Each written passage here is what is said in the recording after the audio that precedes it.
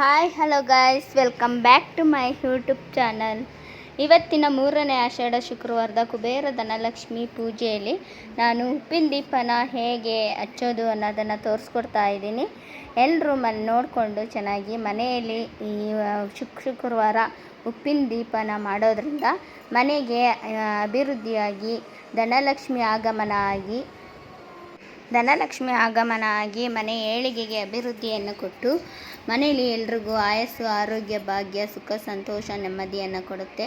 ಮೊದಲಿಗೆ ದೀಪನ ಅರಿಶಿಣದಿಂದ ಚೆನ್ನಾಗಿ ಲೇಪನ ಮಾಡಿ ಅದ್ರ ಮೇಲೆ ಉಪ್ಪನ್ನು ಹಾಕಿ ಅದ್ರ ಮೇಲೆ ಇನ್ನೊಂದು ಚಿಕ್ಕ ದೀಪಕ್ಕೂ ಅರಿಶಿಣನ ಲೇಪನ ಮಾಡಿ ನೋಡಿ ಬತ್ತಿನ ಕೈಯಲ್ಲಿ ನೀವ್ಕೊಂಡು ದೀಪದ ಮೇಲೆ ಇಟ್ಟು ದೀಪದ ತುಂಬ ಎಣ್ಣೆ ಬಿಟ್ಟು ದೀಪ ಹಚ್ಚಿ ದೀಪನ ದೇವ್ರ ಮುಂದೆ ಎಲ್ಲ ಅಲಂಕಾರ ಮಾಡಿರೋ ದೇವ್ರ ಮುಂದೆ ಕುಬೇರ ಧನಲಕ್ಷ್ಮಿ ಇಟ್ಟಿರುವ ವಿಗ್ರಹ ಇರುವ ದೇವ್ರ ಪಕ್ಕ ಇಟ್ಟಿದ್ದೀನಿ. ದೀಪನ ಮೊದಲು ಮನಸ್ಸಲ್ಲಿ ನಾವು ಸಂಕಲ್ಪ ಮಾಡಿಕೊಂಡು ದೇವ್ರದ್ದೇ ಆದ ದೀಪದ ಮಂತ್ರನ ಹೇಳ್ಕೊಂಡು ದೀಪನ ಇಡಬೇಕಾಗುತ್ತೆ. ಮನಸ್ಸಲ್ಲೇ ಸಂಕಲ್ಪ ಮಾಡಿಕೊಂಡು ದೀಪನ ಕೈಲಿಟ್ಕೊಂಡು ಶ್ಲೋಕನ ಹೇಳಬೇಕು.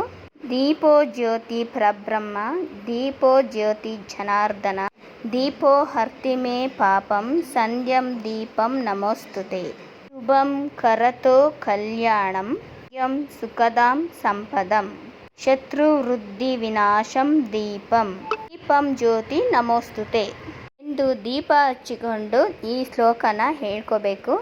ಹೇಳಿ ಕುಬೇರ ಮೂಲೆಯಲ್ಲಿ ದೀಪನ ಹಚ್ಚಿ ಇಡೋದ್ರಿಂದ ಎಲ್ಲ ಅಭಿವೃದ್ಧಿ ಹೊಂದಿ ಏಳಿಗೆ ಆಗುತ್ತೆ, ಧನಲಕ್ಷ್ಮಿ ಆಗಮನ ಆಗುತ್ತೆ.